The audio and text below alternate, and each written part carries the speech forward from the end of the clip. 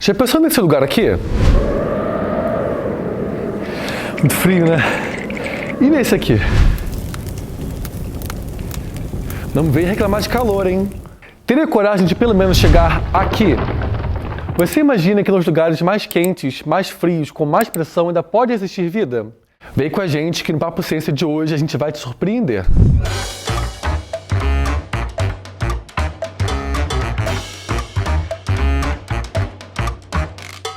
Você sabia que a vida pode acontecer na boca de um vulcão?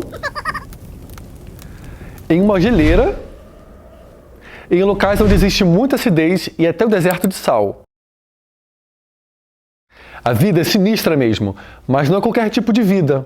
Eu jamais chegarei perto desses lugares. Você não vai encontrar uma cidade, um bairro, muito menos uma casa. A vida humana não resistiria por muito tempo. Ainda assim, há outras formas de vida nesses locais que a gente não consegue ver a olho nu.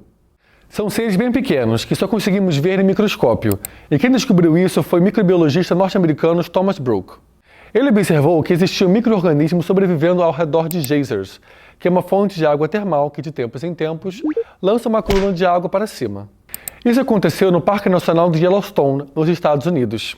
A temperatura do local passava dos 80 graus Celsius, quase a temperatura de ebulição. E lá estava uma bactéria nadando naquela água quase fervendo. Essa bactéria se chama termos aquáticos e é por meio dela que exames de PCR podem ser feitos.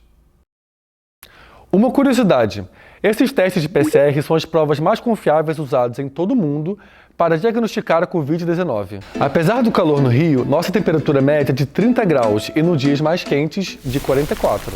Mas a descoberta do cientista Thomas Brook revolucionou a biotecnologia e até a astrobiologia. Outros cientistas começaram a se perguntar: se tem vida no calor extremo, deve ter vida no frio extremo.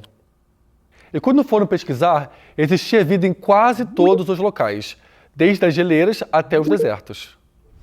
No dicionário, extremófilos são organismos que conseguem sobreviver ou habitar lugares com condições extremas, definidas por alta pressão e temperatura, onde a maioria dos outros organismos não conseguem sobreviver. Hoje sabemos que existem vários tipos de extremófilos e que basicamente se diferenciam pelo ambiente que estão inseridos. Os que vivem sobre camadas de gelo são os psicrófilos. Já os que estão em ambientes ácidos são os acidófilos e os que vivem envoltos de sal, numa hipersalinidade, são os halófilos. Um dos pontos mais interessantes desses organismos é que, apesar de serem pouco complexos, possuem seu metabolismo adaptado ao ambiente. Mas por que estudar esses seres tão simples? A astrobiologia, que é a ciência que estuda a vida no universo em conexão com o ambiente terrestre, tem grande interesse nesses seres vivos, pois esses organismos conseguiriam viver em épocas em que o ambiente era muito hostil, dando dicas de como poderia existir vida fora do nosso planeta. Os estudos indicam que o provável ancestral de todos os seres vivos foi um organismo adaptado ao calor extremo, porque há 3,8 bilhões de anos atrás, a Terra era um cenário quase inóspito, de muito calor, com vulcões em erupção e uma atmosfera bem diferente. E uma das evidências mais fortes para a origem da vida em altas temperaturas é a existência de micro-organismos adaptados ao calor. E você reclamando da temperatura do Rio. No Brasil, também temos esses ambientes inóspitos. Na sua grande maioria, são ambientes hipersalinos, como manguezais e lagoas. Você sabia que a Lagoa de Araruama, aqui no Rio de Janeiro, também é um local de estudo para entender como vivem os extremófilos?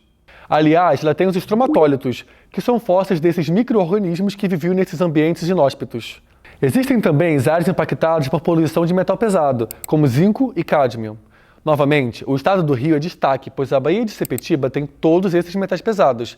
E mesmo assim, ali foram encontradas várias bactérias que crescem em ambientes muito ácidos. Peraí, não acaba não! Será que o carioca é um tipo de extremófilo? Ainda! Você sabia o que era extremófilo antes desse vídeo? Deixe aqui nos comentários. E se você gostou desse episódio, se inscreva no nosso canal, ative o sininho e deixe seu like. Nosso próximo episódio vai ser sobre a vida fora da Terra.